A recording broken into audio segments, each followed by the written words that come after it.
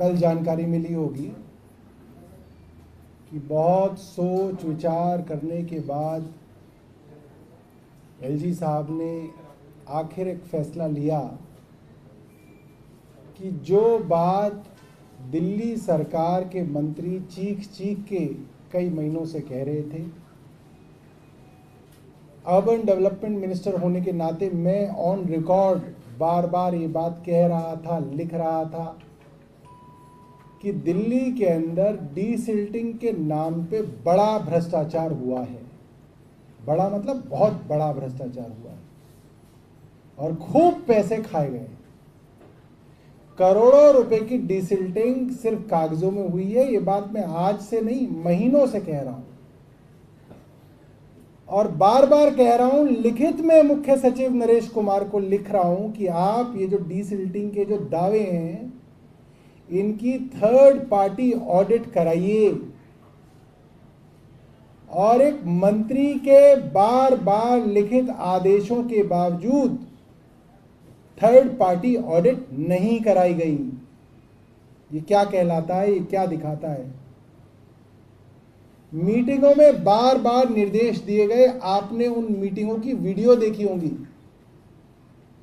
27 जून को जिस दिन दिल्ली के अंदर सबसे ज्यादा बारिश हुई, यानी कि 28 जून की सुबह 27 जून की रात से शुरू हुई, उसी 28 जून को इसी दिल्ली सचिवालय के अंदर तमाम मंत्रियों के साथ मैं मुख्य सचिव को निर्देश दे रहा हूं कि आपने अब तक डीसिल्टिंग की थर्ड पार्टी ऑडिट नहीं कराई। आपकी डीसिल्टिंग के दावे झूठे हैं। डीसिल्टिंग के अंदर बड़े मामले में, बड़े पैमाने पे भ्रष्टाचार हुआ है। मगर जिस आदमी को इनकी जांच कराने का काम केंद्र सरकार ने सौंपा है, दिल्ली के एलजी साहब, वो पता नहीं क्या सोच रहे थे, क्या विचार कर रहे थे। मैं तो हैरान हूं अभी तक क्या विचार चल रहा था।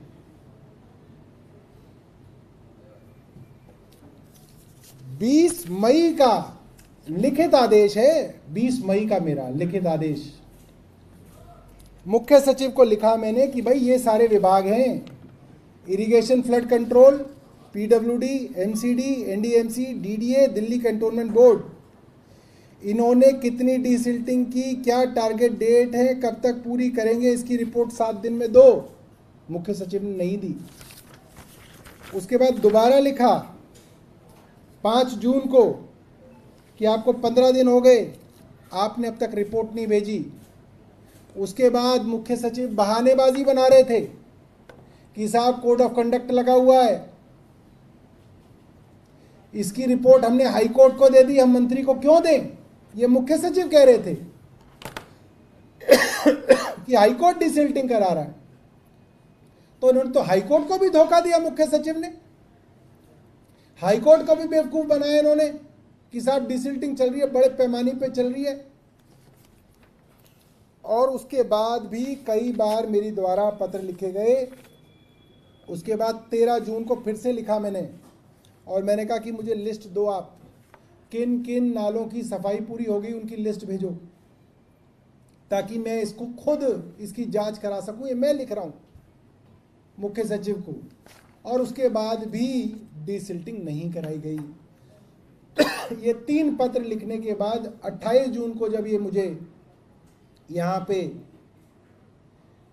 कॉन्फ्रेंस रूम में मिल गए और वहाँ पे आतिशी भी थी, गोपाल राय जी भी थे और इमरान हुसैन साहब भी थे, 4 मंत्री दिल्ली के। मुख्य सचिव की वीडियो मेरे पास आज भी मौजूद है।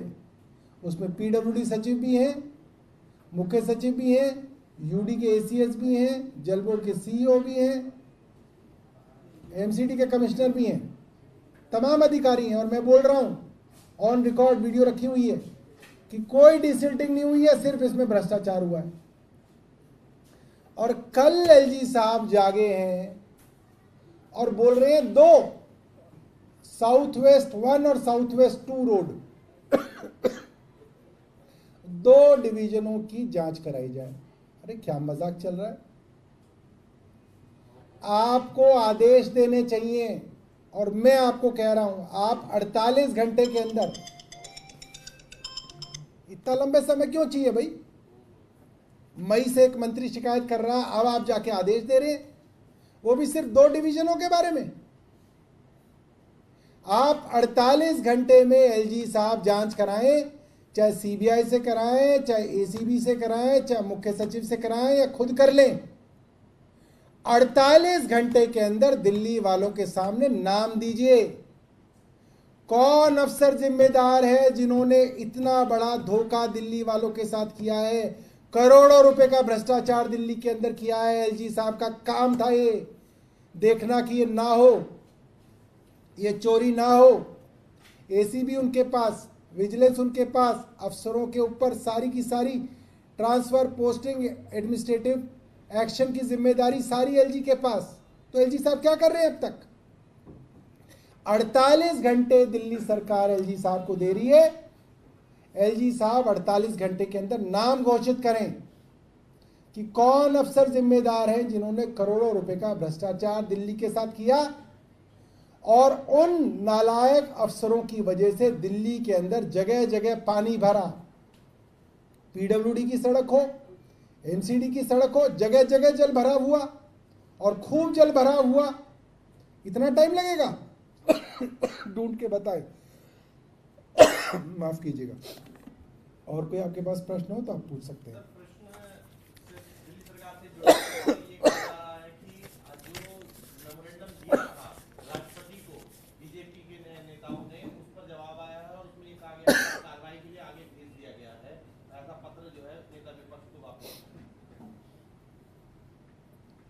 देखिए, ऐसा लग रहा है कि बीजेपी ने शायद कोई सर्वे करा लिया है, और जो भारतीय जनता पार्टी पहले कूद रही थी कि दिल्ली के अंदर अब अरविंद केजरीवाल को हराएंगे और भारतीय जनता पार्टी की सरकार बनाएगी, वो हौसले भारतीय जनता पार्टी के पस्त हो गए। और भारतीय जनता पार्टी को मालूम पड़ गया कि अरविंद केजरीवाल के साथ चुनाव में जीतना संभव नहीं है। इसलिए अब दोबारा से चोर रास्ते से दिल्ली के ऊपर कब्जा करने के लिए अपनी उनकी राष्ट्रपति, अपनी उनकी एमएचए, अपने उनके एलजी, अपना उनका प्रतिनिधिमंडल, तो ये बेवकूफ किसको बना रहे हैं? तो सब एक ही तो हैं। तो ये जब फैसला कर लेंगे तभी हो जाएगा। बाकी ये तो इन्हीं के लोग हैं। कोई राष्ट्रपति पद पे बैठा है, कोई एमएचए में बैठा है, कोई जो है प्रतिनिधिमंडल बन के बैठा है, कोई जो एलजी साहब बन के बैठा हुआ है। ये एक ही तो लोग हैं सारे के सारे, चिट्ठियां दे रहे हैं एक दूसरे को। मगर एक बात साफ है कि इन्हें बात पता चल गई है कि दिल्ली में अरविंद केजरीवाल से चुनाव नहीं जीता जा सकता।